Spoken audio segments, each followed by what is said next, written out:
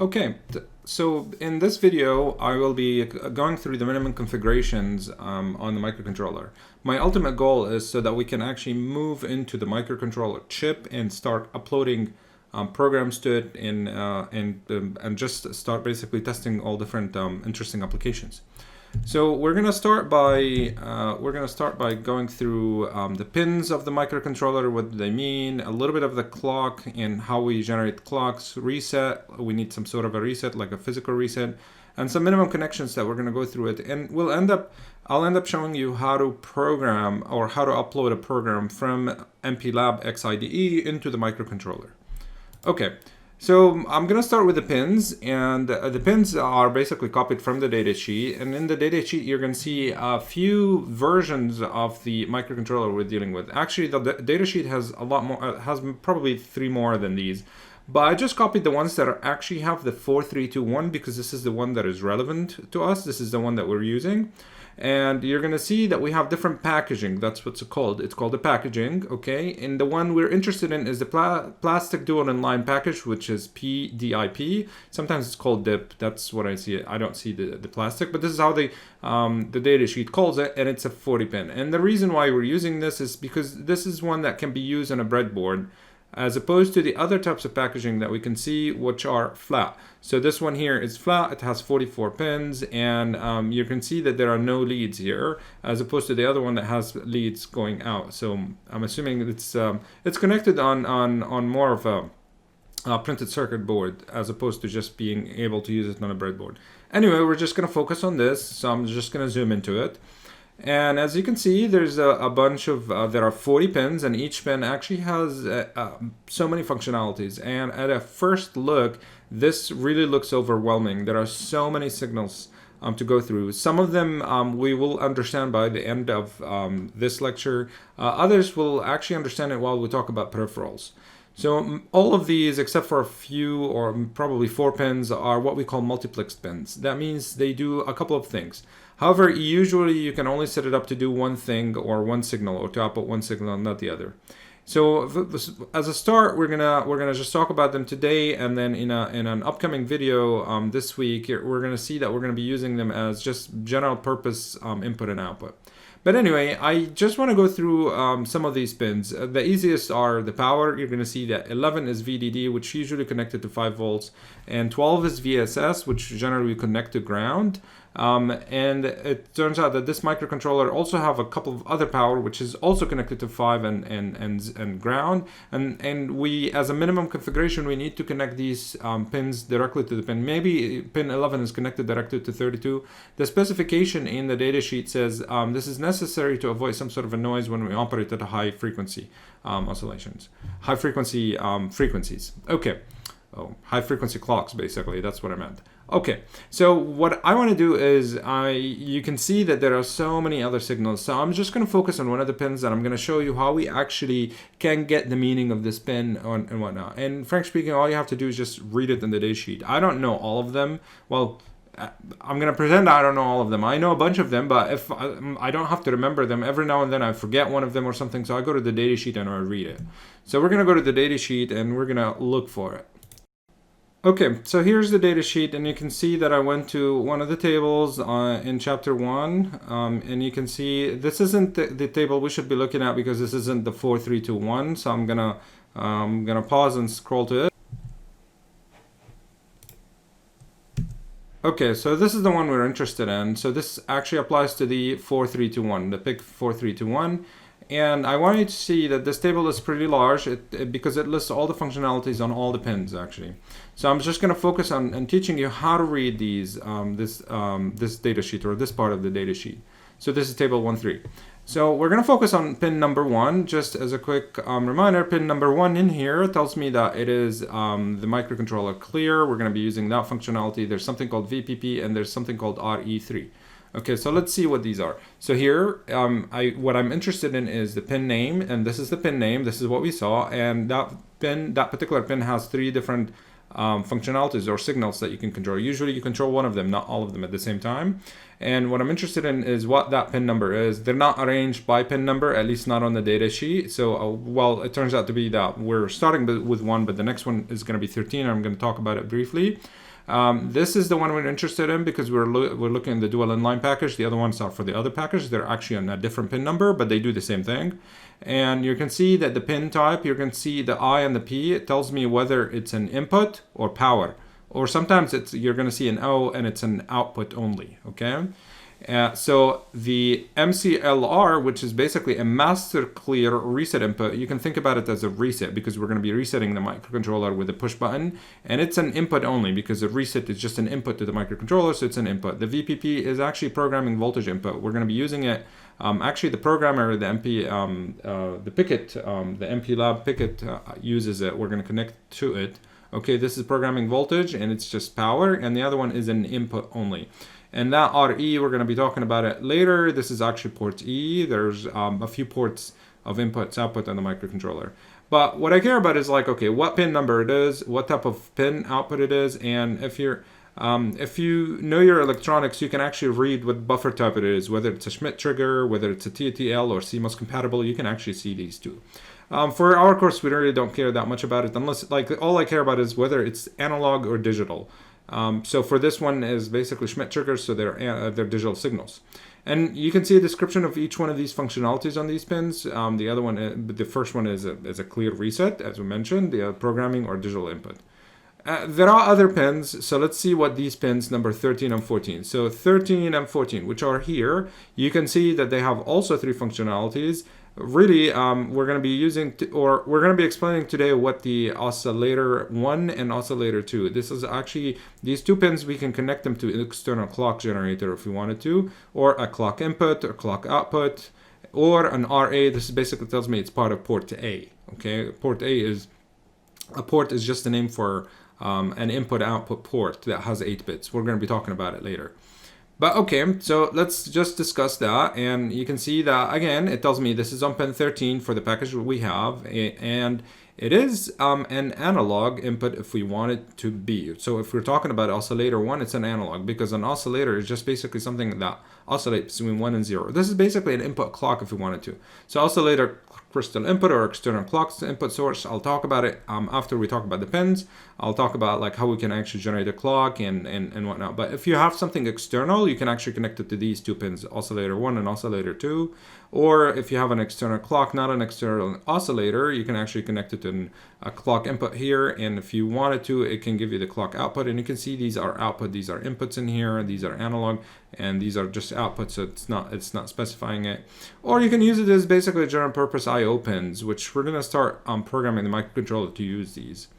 But anyway, you get the idea. There are other pins in here, and the way that the data sheet is organized, it's organized as I'll be talking about port A, and then the data sheet is organized out port A, port B, and then all the different things for port C. You can see them; they're organized per port, even though these pins might do something else, but they're organized per port. If you're interested in anything, or like if you want more information, just open the data sheet to figure out what the port does. Okay. So going back, you can see now we know what the pins are, what we need to do. Of course, we don't know all of them yet, but we're going to go through it. Like the more we go through the course, the more we understand these pins. So now we understand that number 1, we're going to be using it for the clear at least. And 11, 12, 31, and 30, or 32 and 31, we're going to be using for power. And we did see that 13 and 4 are oscillator. At least we saw these are a clock input. So I want to focus on these, the 13 and 14, and actually I want to talk about how to generate clocks. So the next topic is, okay, the clock. Well, a microcontroller is a digital circuit, so it needs a clock. So how do we get a clock, okay? Okay, so as it turns out, there are actually 10 modes of operation. Meaning there are 10 ways to get a clock into the microcontroller. We will not use all of them. And at this point, you don't need to understand all of them. You just need to know that there are 10 of them. Well, actually, not even that there are 10. There are many of them. So you might be wondering, why do we have all these operations? A clock is just something that goes between 1 and 0, 1 and 0, 1 and 0 at a certain speed. Why do I need all of these? Well, as it turns out to be that you might need finer control over the clock for many purposes. And the first and I think most important one is actually to control the power consumption. So in this microcontroller has different operation or power modes. So you might be placing a microcontroller from PIC, any PIC, not necessarily this one. This one is pretty big, but maybe you're placing one into a wearable, and in a wearable you really want the consumption or the power consumption to be super low. So in order for you to do something super low, if the microcontroller is not doing something essential, you might just be slowing it down or turning off the clock altogether because you don't want it to do anything, because you don't want it to consume power. So the first thing is power consumption. You want to control it.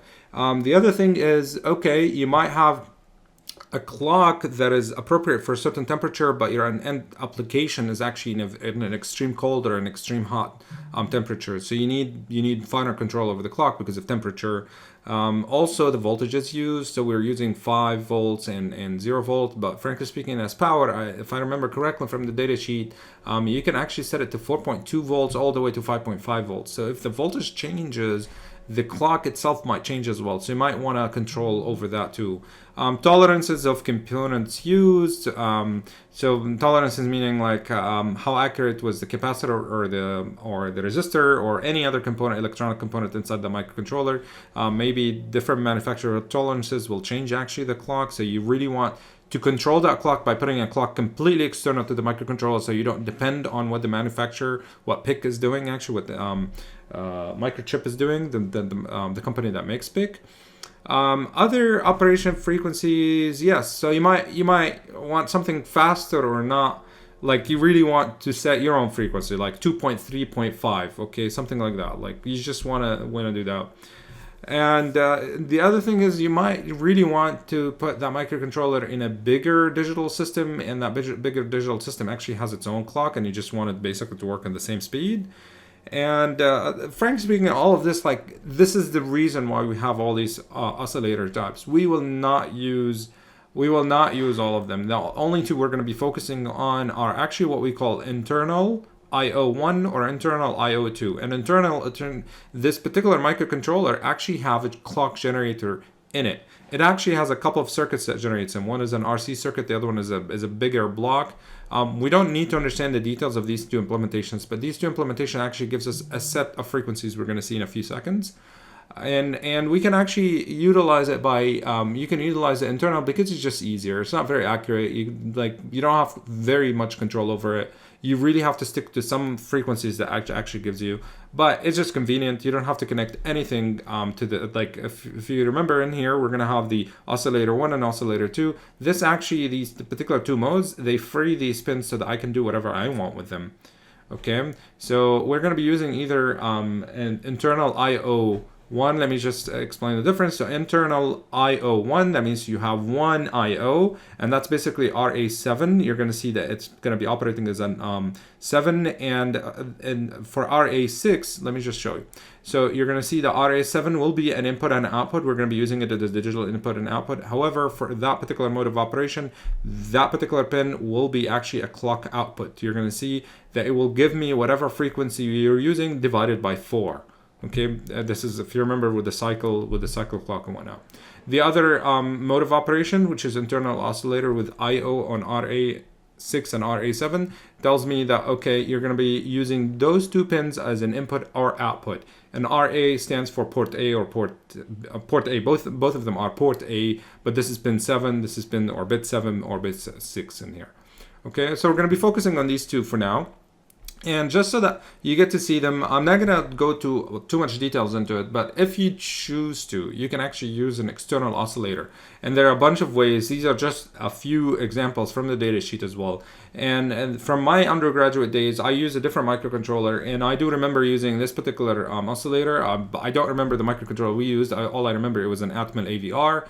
And it might not have had the internal oscillator, so we had to connect an external oscillator. So the oscillator was a quartz crystal that was here, and then you connect a couple of capacitors and then to ground.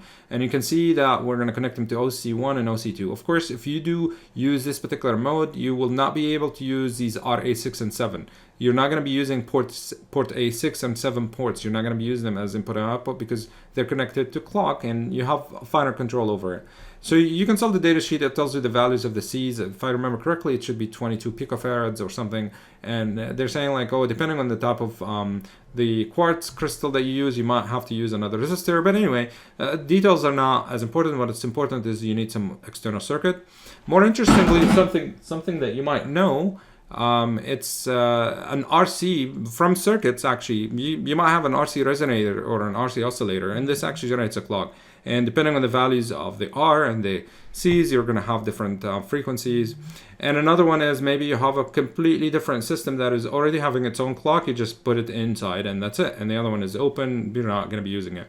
We're not going to be using any of these. What we're going to be using is something what we call an internal oscillator. And again, the two modes of operations are going to be int IO1. And the way I remember it is if it's internal and IO1, so one of these inputs, one of these ports is going to be an input output, and that's RA7. The other one would be the clock that I use divided by 4. Okay, it's going to be a different clock, but its frequency is going to be divided by 4. And the other one is int IO2, and the way I remember it is internal, and it's using 2 IOs. So it's going to be, both of them are going to be using as general input and output. Okay, so fine, all right. So we have these two modes of operation. So let's talk practical now. Like, how do I use these? Okay, so what we need to do is we need to do a couple of things. So my microcontroller now, talking about pins, we're going to be connecting. Now we connected the power, so this is easy. I'm not going to cover it like by hand. The other thing that I want to do is I want to use the clock. So I'm going to connect it to clock. So how do I connect the clock? Well, you don't need to connect anything. It's internal. So the way we're going to do it is we're going to do two things. First, you're going to tell it you need to operate in this particular mode, either internal IO1 or internal IO2. And then you're going to have to go to the oscillator control register, because even the internal register has different settings. For example, what frequency and whatnot. There's a bunch of settings and you need to set them up. So what I want to do right now is I want to show you how we specify the oscillator mode. Okay. And specifying the oscillator mode, specifying the oscillator mode tells me, okay, so I'll talk about it here and then I'll show you on MPLAB how we do it. So specifying oscillator mode, it turns out to be that there are registers in that microcontroller called configuration registers. And these configuration registers has a bunch of bytes and bits in it, and each bit actually set different thing. These registers are not special function registers. And it's really interesting, but it's weird. They're stored at location 3, like basically 3 and a bunch of zeros, which is way past the 2 megabyte that we get, or how much memory was in program memory. In program memory we have 8 kilobyte. That's what we have, but we're capable of addressing actually 2 megabyte, if I remember correctly. We are capable of addressing a lot more, and these configuration registers are mapped after that. So you need a lot more than the 21 bit register we have. But anyway, we do not really care about where their address is. What you need to care about is these configuration registers are stored in data memory space, but they're outside my addressable data memory space. So you can't really go and tell it like, hey, go to this address and put something else because it's outside it.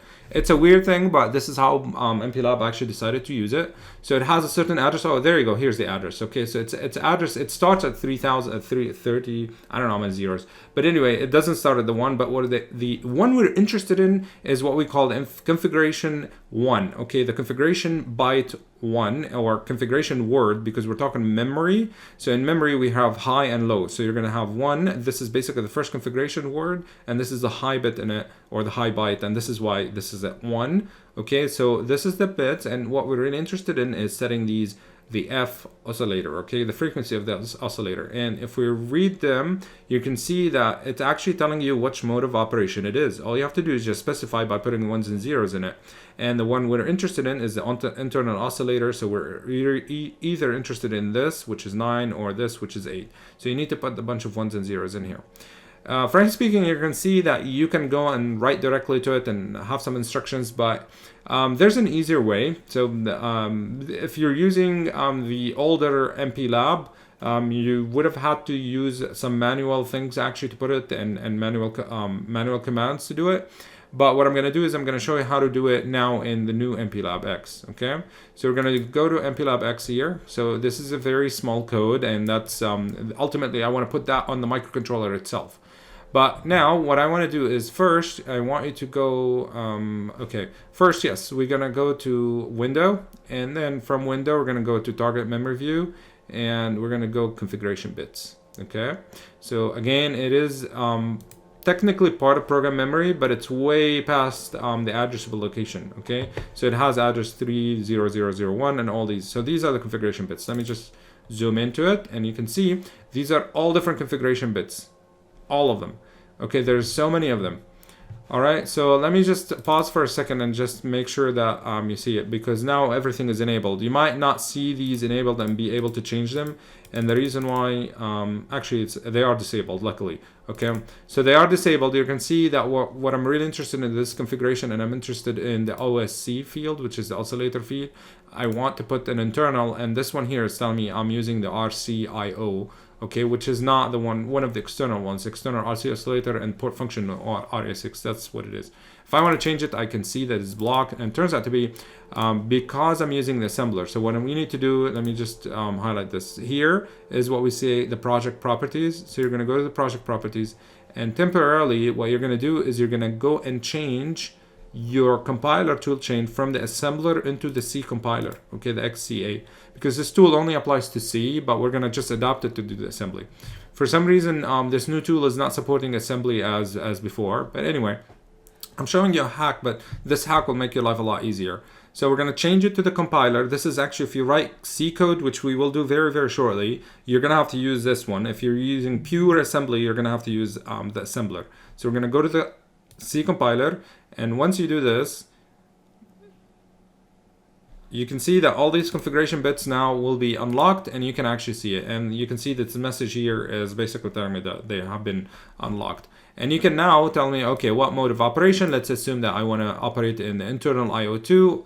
You click there, and that's pretty much it. There's a bunch of other settings and configurations. We're going to go through them slowly as we go through the course. Okay, we're going to see a few of them shortly when we talk about the reset. But for now, there are all these configuration bits. You really do not have to know these addresses or remember them so that you can write into them, or actually the name. All you have to do is just remember that, okay, if I need an oscillator, I'm going to change it here. And what you're going to do is you're going to go in here and you're going to say generate source code to output.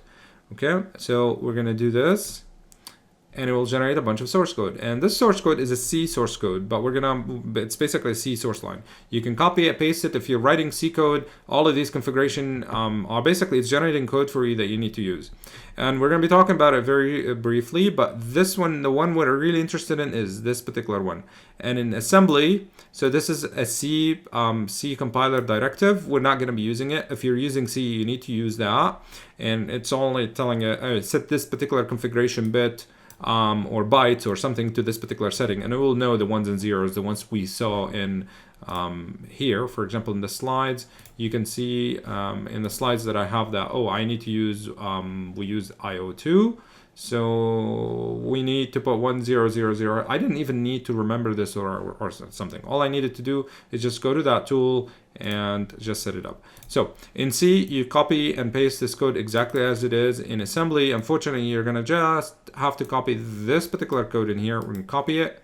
Okay, we're gonna go in here, and what we're gonna be doing is we're gonna do, you can put it either way, I think. We're gonna see it. So I'm gonna put the configuration right here. All right, so this one here, this particular configuration tells it, hey, I want to use the internal oscillator, and I want 2 IO ports. So you didn't have to remember that. If you're reading the book, you're going to see that they instruct you to use the same instruction. Frankly speaking, I don't remember all the configuration bits. All I have to do is just go to the output and figure out. There are a bunch of other ones. You're not going to understand them now, but you're going to understand them as we go through the course. And actually, you don't have to remember all of them. All you have to do is just go to this interface and do that. Now, if I do build this, you're going to get an error because we have a compiler, a C compiler, and we don't have any C code. So what we're going to do is we're going to go back in here. And again, this is part of the hack. So we will go to C, we generate whatever configuration bits we want. We copy pasted it into our code, our assembly code, and then we go in here and we say, okay, go back to the assembler. And now you're going to build, okay? So building here will generate now, because I set the configuration, it will generate a bunch of warning, and these warnings are telling me, oh, you forgot this particular word, you forgot to put this default or something because you started configuration, and these are the other outputs. But for now, we're just going to go with the default, okay? Default is okay. Of course, these configurations have some default. If you want to change it, you're going to have to go through what we went through now, but the interesting thing is, like, it's basically telling you it's using the default by itself. You don't have to do any of this, okay? And the build is successful. Now that code has been built correctly. Of course, again, this is not part of program memory. You're not going to be able to see it, like where's that configuration bits or anything. You're not going to be able to see that. All right. Okay, so going back in here, what we were doing, just a quick reminder, what we were trying to do is we were trying to use the internal oscillator. Okay, and now what I just did is I told it, hey, do not use any of the other 10, like any of the other 9 modes of oscillations. What I want is I want you to use whatever internal circuitry you have to generate the clock. Okay, so we're going to do that, and we specified it by specifying the oscillator, okay, mode. And like this is here. It's this is basically, it's exactly the same. What I did is I copied that code, and of course I changed the double slash into a semicolon to keep that comment. I usually keep it. It's just helpful to know what is this configuration bit doing. Okay, next what we need to do, let me just go back in here. So we figured out that, okay, we now turned on the internal oscillator mode. What we need to do is we need to set it up. So to set it up, meaning that circuit actually has different function, like different frequencies, different things that we can set up. And there's a special function. This one here is a special function register called oscillator control register. So if you go to the data sheet, you're going to see that we have something called oscillator control, and this is basic oscillator control register. You don't have to remember its address. It has a certain address in memory. Probably it's written somewhere here, or you can find it in the data sheet. You just have to remember that it's called oscillator control, and you can basically set it up to do whatever you want, exactly what we did before. So we're going to put a literal in the working register, and then we're going to move it. I think this should not be mover, but I think the my autocorrect, or okay, my spell correction just moved this one. This should be moved WF. Okay, I'll correct it before I post the slides. Anyway, there are a bunch of bits in here. What's really most relevant to me, it's actually the one that control the frequency, which are basically bits 6 to 4, which are these ones here, which is the IRCF 0 to IRC2. And you can see that I have different oscillator frequency modes. So it turns out to be that my internal oscillator actually operates at 8 megahertz. But there are certain other circuits inside that actually divide it into 4, 2, 1, 500 kilohertz, 250, and 125. And actually you can get 31 kilohertz. And the other oscillator circuit, it turns out to be that there's another oscillator circuit that is much simpler than this complicated one that has an RC in it. It operates at the 31, and you can there's a bit here that force it to use either or of them. But anyway, we don't care about them for now. What we care about is we're going to operate at the 1 megahertz because this is how we computed the delays before. We're going to just deal with it as if it's the default. So all I'm going to do is I'm going to put a bunch. I'm going to put 1, 0, 0 in here. Okay. And if you think about it, that 0, 0, 1, and 0 basically puts that number 4, and the other ones we set them to 4. Okay, some of these bits are read only, some of them are write only. You can read them. I'll just go through them right now. The highest, most significant bit, basically, it tells it, okay, when you go to idle, there's an instruction called sleep. If you encounter it in your program, you have a couple of options based on whatever you do here. If you go to an idle mode, one turns off the oscillator, the other one keeps the oscillator on. You're gonna have, like, if you're dealing with different power modes, you're gonna have to know this. For now, we're not gonna care about whether to turn off the oscillator because, I mean, we're not operating out of a battery. We're operating out of, like, we have some sort of a, you have some sort of a power supply giving you the 5 volts. So we don't care about power for now. Okay, we use these bits. So the other bit 2 and bit 3, which are these ones here, they're read only, and they're basically status bits that tells me whether the oscillator startup time it timed out or not. If I remember correctly, this is helpful. This is helpful if you're using an external. It turns out to be if you're using an external clock, it takes some time for it to stabilize, so you use the internal one, and there are some sort of a timeout issues that you're going to have to worry about.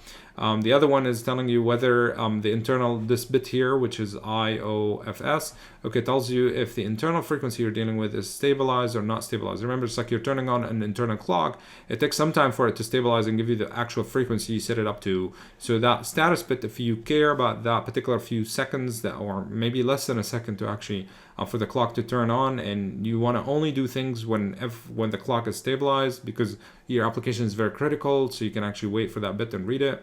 And the other one, it's telling, and this one actually we're gonna, okay, so this one here, these least significant 2 bits, you can read and write them as well. And it tells you what you should use, whether the internal oscillator block or the primary oscillator. Both of these actually, you can the internal oscillator block, you can basically, you're telling it to use the block that is generating the 8 megahertz. Okay, you're forcing it to do that. The primary oscillator is actually an external oscillator, and it could be also the internal oscillator. You can use any of these. Secondary is the only one that you should not be using if you're using an internal. But anyway, read the data sheet to figure out the differences between them. But for now, what we care about is you can use 1x or 0, 0, and x's don't care. So basically, I'm asking you to use 1, 0, or 1, 1, or 0, 0. But I just set it up to 0, and it will turn it on correctly. So again, this is move from the working register to F, and we're actually writing into it. That's a typo in here.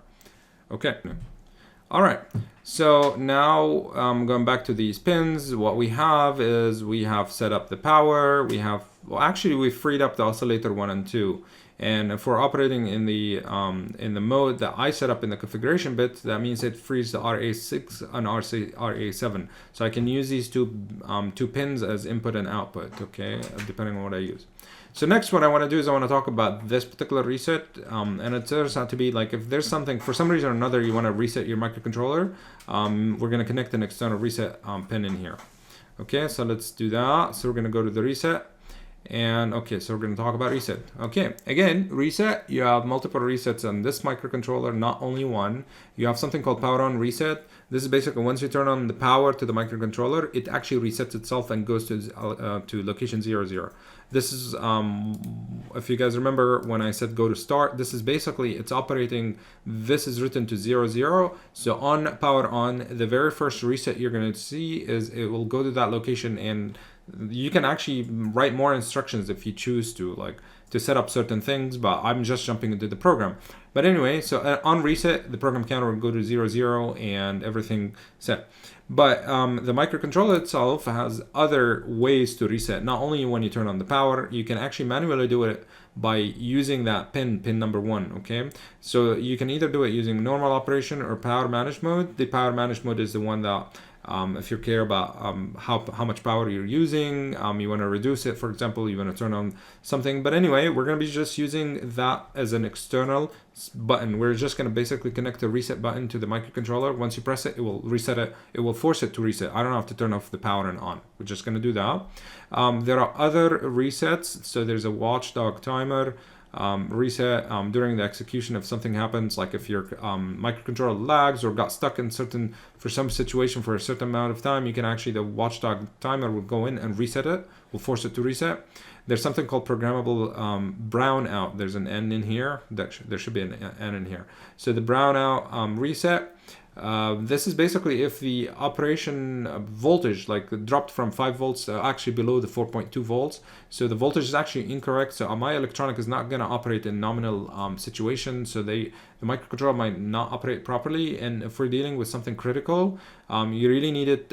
You really need the microcontroller to stop. So this particular reset, it will basically tell it as long as that voltage is below a certain level, go to reset and get stuck there till the voltage goes back up. There's an instruction that you can force it by programming it to go to reset. Okay, so you just basically put reset, and a reset will just basically make the microcontroller jump all the way to 0, 0. And frankly speaking, if you go read the data sheet here, it's going to tell you that on any reset, like you can see, most of them will not change anything in memory in here. The only thing that will change is actually the program counter will go to 0 because you're jumping back to 0. And if I remember correctly, the status register and the working register will go to 0 as well. There will be 0, but anything else in data memory are going to be the same. Okay, so keep that in mind. Okay, so fine. The other modes are basically stack. When the stack is full, the call stack, basically for the subroutine. Whether it's you're trying to put something in the stack, but you actually have more than 31 calls, or maybe you're trying to pop the stack while there's nothing in it. So there's a what's called an underflow. We're not going to be talking about it here, but it turns out to be that if any of these situation happens, it would reset. Okay, the microcontroller will reset. The one we care about is the power on reset and the M clear reset. Okay, the microcontroller clear reset. And the bar, as you probably know by now, the bar on top of any signal tells you that it's active low. Basically, you're gonna have to put 0 on it to perform that particular functionality. Okay, so fine. Okay, so we have all these modes of operations, and pretty much there might be any of these can actually reset the microcontroller. If for some reason or another your microcontroller is resetting and you really want to know why it's resetting, even though you didn't actually turn the power on or you didn't click the microcontroller reset, there's a special function register that actually stores this information for you. So in this special function register, it starts with certain values in it, and then it will be basically let's get, for example, let's see this here, the POR bar here. So this one tells me it's the power on reset status bar, okay? A status bit, sorry. So it tells you it's 0 if the power on reset occurred, and it's 1 if the power reset has not occurred. So what you're going to do is you're going to see that this special function register, arcon, which is reset control register, it's going to fill it with a bunch of ones for the status register, for the status bits, okay? The most significant bit actually is related to interrupt. We'll talk about it later. And this one here is something to deal with the brownout reset. But anyway, what I'm interested in is the POR, the power on reset status. Let's assume that we're going to start when the microcontroller starts, it's going to put a bunch of ones in it, which means the power on reset has not occurred. It did not happen. But we know on power on, what's going to happen is the microcontroller is going to reset. So once it resets, it's just going to change this to 0. And if any of the other ones actually happens, for example, the power down detection flag bit, okay, something happened with the power down, you're going to see that it starts at 1 because it was not set, and then if that happens, it will actually change to 0, and so forth. So if you're interested in any of these and figuring out whether a certain reset happened or not, just read that bit. If it is a 0, that means it happened. You might not know when, but unless you're constantly just checking the value of this register. But and if you want to reset that flag, you can. This is why some of them are actually read and write, because you can go in and tell it like, okay, I want to reset it one more time. But anyway, we're not going to be using this unless we're talking about the interrupt priority enable bit. We're going to be talking about it later. For now, we're going to just operate at this particular here, which is M clear reset. Okay, that's what we care about. So just as a reminder, this actually is connected to pin 1 and it is active low. So what this tells me, if I want to issue a certain reset, I need to connect this to 0 or to ground, okay? And I'm going to show you the circuit to do it. But before I do show you the circuit to do it, what I want to do is I want to show you that we really need, because we're not using any of the other power on reset, we need to turn them off. And the way we turn them off is actually by setting some configuration bits. So let me show you these configuration bits in here. So these configuration bits, again, you're going to have to go in here. You're going to go to make that the compiler, the C compiler as my main, and then we're going to go to the configuration bits. Again, the configuration bits can go from tools or actually Windows target memory, and then you can see the configuration bits in here. We'll open that. Well, I thought we did set this up correctly, but anyway, for some reason it got reset, so we're going to do that in here. And now the ones that we really want to turn off are the following. We're going to turn off the BOR, which is the brown out reset. I don't want that. I don't care if the power actually dropped below a certain value. Okay, and the other one I'm gonna actually turn off. It's actually the STV, this one here, which is the stack related one. I don't want it. Okay, you can keep it on, but for now we're just gonna turn off all these resets. The only resets we're gonna allow is power on reset, or the reset, the external reset with a push button that we're gonna do. The other one we're gonna turn off is the watchdog timer. We're gonna just turn it off. Okay, and you're gonna go in and you're gonna see the MCL clear. This one we're gonna keep it as on. Okay, I'm gonna put it off and on so that it's highlighted so that you know. Okay, so this one here is telling you I will use that particular pin as as a clear. Okay, and again, if you do end up using one of this pin as clear, that means you're not going to be using it as RE3. VPP is for programming, so we're going to use it when we program. But for now, that particular port, okay, which is port E, bit number 3, we're not going to be used as this bit. We're not going to be using it as an input-output. It's going to be always connected to some sort of a button. If you press it, it will reset the microcontroller for me. Okay, and again, I mean, our ultimate goal is to connect the minimal set of circuitry around that microcontroller so we can get started. Okay, so you can do this, you can generate code, and I want to just talk about it. You can actually generate code to the output or to a code editor, or you can copy it or output to a file. It doesn't really matter, it's just like options for you to do. Okay, so this one here, if you have a C code and you want to just basically insert it in it, it just basically sends the same output we've seen directly to that file. But for now, we're just going to generate it in here and copy what we want. So you're going to have to go in and pretty much, let me just do that. I think this is what we care about, is basically turn this off. So we're going to do that here. So we're going to copy this here. Okay, so we're going to do this here. And again, these are C code. So I'm going to have to modify it by removing that prag. And if you want to keep that comment, I urge you to keep it this way. All right, so this is one here, and I'll pause and just copy the rest of them too. All right, so I copied a bunch of them here, and okay, I forgot to change that. Usually I would keep it because we're dealing with assembler only. There's a way to actually keep C code style commenting in it, but we're not gonna worry about it now. These are the bits that we're interested in. Again, these actually are all in different configuration words, okay? So the one we were with the oscillator, it was config 1H, and there's actually one low and whatnot. And you can see it. I don't know why I can't see it, but anyway, there's a bunch of them here. I don't really need to remember which one is which. That's the beauty about this tool. Back in the day, you would have had to open the data sheet and look up for every word and figure out what you need to configure and whatnot. And here, I'm turning off the brownout reset. I'm turning off all the stack related resets. I'm turning off the watchdog reset, and I'm just keeping on this one here. By default, it's on, but if I just want to make sure that it's guaranteed I do that. So once I build, it should give me, okay, it gave me a build fail because I need to remember to go back because I'm using this C compiler. What I really need to use is the assembler. So we're going to do that, and then we build it, and it should do build successful. That's fine. Okay. So now what I just did is I basically told it I'm going to be using this as an external reset. That's activate that MCLR. That's what I did now. So, well, what is the circuit that I should use? These are the bits that we did. This is what I did, and I should change these again. These are C style comments. You need to change them. Okay, so what type of resets? There's actually, depending on who you're talking to, there are a bunch of ways to actually do this reset. Some will attach a capacitor here, but anyway, this is a simple one that I will follow. Okay, it has some sort of a pull up resistor. So when the switch is open, that means if you think about it, this microcontroller or this particular pin is connected through an 11 kilo ohm into VDD, which is basically usually 5 volts. So you're setting it too high because you don't want it to reset. Once you press the button is closed, and you can see that basically that 0 in here, that VDD will go directly in here, and that point here will be 0, so MCLR will be 0.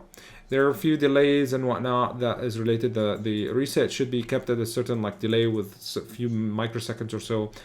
This particular circuit will take care of it. So what I'm telling you is, if you need, as part of our minimum setup, we're not going to connect external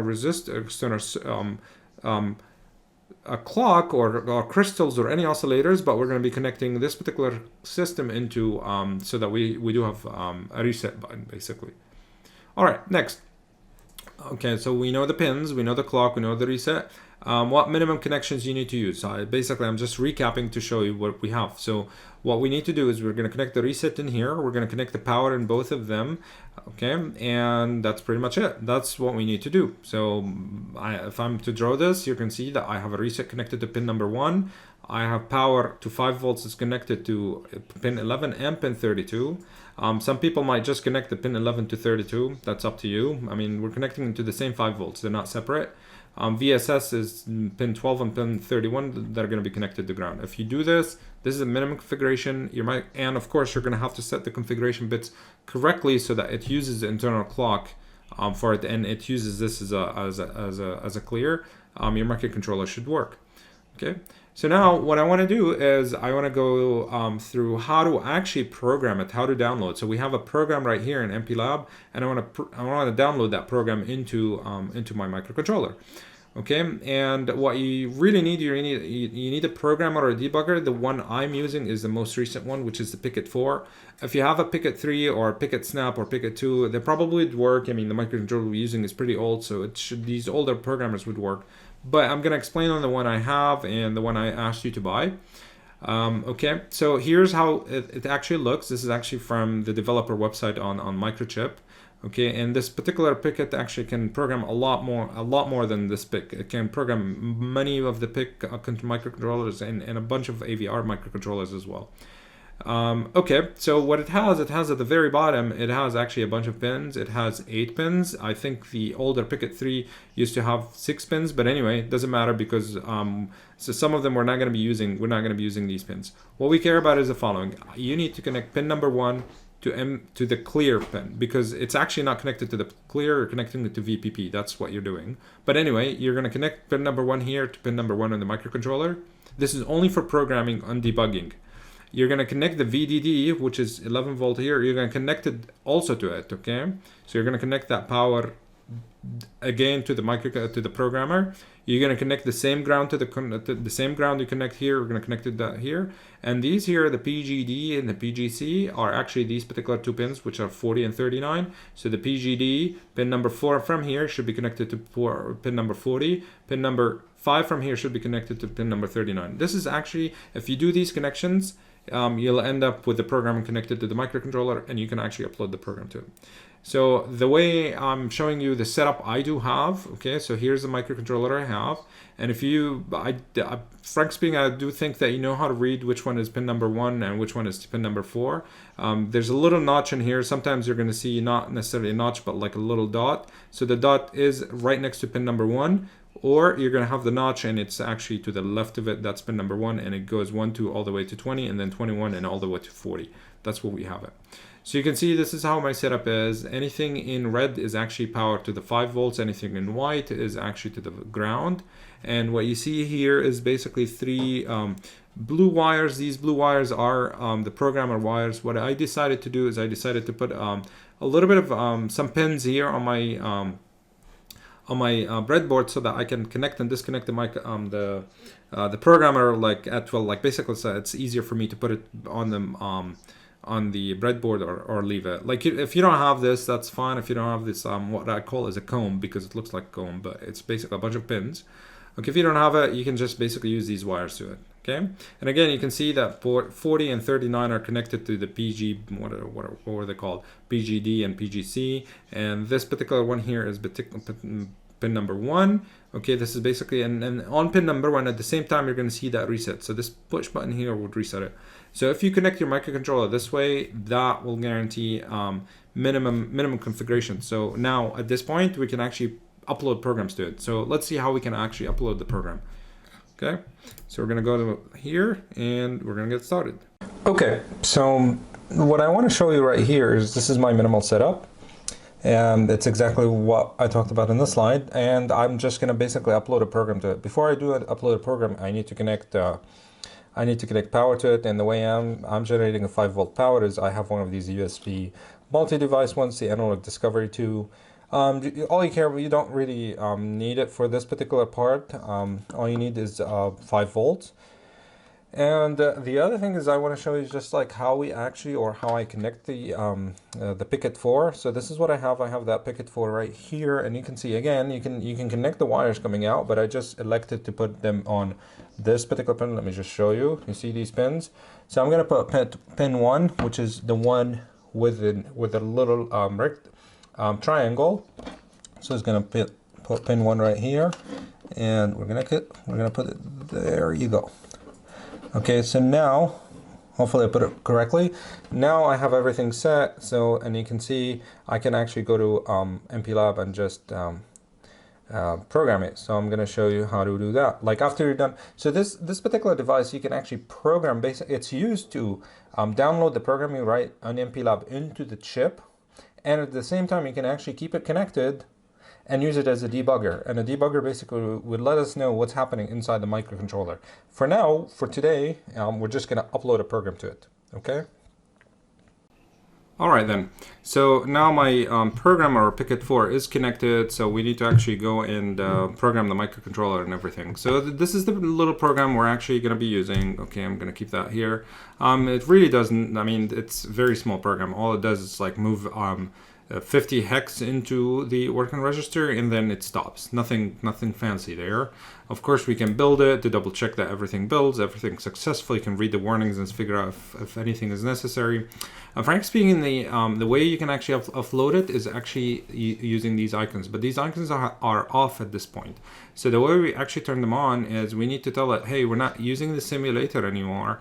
What we have is we have the actual physical hardware. So you're gonna go to your project, properties, and in here you do have the simulator. So we're going to change that simulator from here, and we're going to see its connected hardware tool. You're going to go in here and it sees my picket. Okay, so you might have a different tool or something. Whenever I connected it, it asked me for all sorts of drivers. I just installed them. There was nothing fancy there. So I click OK. All right, and now once I click apply, you're going to see that that simulator here changed into Picket. If that's the case, that means everything is set now. You can of course go and change any of the configurations if you choose to, but we don't want to anymore, and we don't want to right now. And you can see that's what's happening in here. Now you can actually program it to the microcontroller. And I think the first time we run it, it downloaded a bunch of firmware. I got a bunch of messages here, and it was a little bit on the slow side. It's just updating the firmware for the programmer. So just monitor the messages that you get here if you get any. Anyway, how do I go about just making this particular code go to my microcontroller? I'll just click this, and all it does, it actually builds it, and you can see that it's connecting to the programmer. And if you wait for a few seconds, it'll tell you if there are any problems. So, okay, sure. So it's telling me the configuration is set for the target board to supply its own power, but no voltage has been detected on VDD. Good. I got this error before. Okay, so I got a message that basically tells me like, hey, there's no power connected to the microcontroller, and you have set it up in such a way that you need to do it. So the way I do it is actually because I didn't turn on that fancy little thing that I showed you, which is the analog discovery. So I'm going to turn it on and come back. Okay, so that fancy device comes with a software called waveforms, and you can basically, as you can see, you can generate it as waveform scope, or I'm gonna just use supply, and I'm gonna set the upper one. The one I'm using is here, the 5 volts. I really don't need this, and I'm just gonna turn it on, and now I'm supplying 5 volts to my microcontroller now. I basically turned on the microcontroller, and it's actually probably did the power on reset, okay? But anyway, we're gonna go back again, we try it. It built successful, okay, it's connecting to the programmer. Hopefully it'll get a little bit faster now. It's still showing the same error. Okay, so let me pause, see what the error is, and come back to you. All right, okay, so there were actually no errors. I tried this several times. I tried all the cables. There were no errors. All I had to do is just turn off the MPLAB XID, and I turned it on again, and it worked. So let me show you what happened. All I did again is I turned it on, off, and like this is exactly what happened. Look at it. So it actually connected, blah, blah, blah. Like it gets you several messages and what address it wrote and not wrote to. And it tells me programming verify complete. And it's basically it. My program is on the microcontroller. And you can actually see it. This is where the program is, okay? And you can see that that's what it is. If you want to debug that program, usually the same debug we do, you're going to see it here. It's actually debugging, but you're going to see for some reason, at least, that's fine, it's yes. It's not showing me the code itself, okay? You can see it's just showing me the code for goto, but anything in program memory is not showing me. I don't know. I have to check why that debugger is not working as I want it to. I know it's jumping exactly to where it's supposed to jump and has all these bunch of things in memory. They're not a bunch of zeros, but anyway, you get the idea. So there's a way to debug on chip using that Picket, okay? All right, so this is how we actually upload that program. I would have showed you what this program, actually, where is it here? So this is how I uploaded it. So the program is on the microcontroller, but frankly speaking, it doesn't do anything nice. So I'm not gonna show you what's happening on the microcontroller itself because there are no buttons to use, nothing to do. There's nothing. I mean, the only button here, just reset the program, which is actually doing nothing. So in the next video, what we're going to be doing is we're going to start interfacing with this microcontroller so that we can connect LEDs, switches, and whatnot. All right.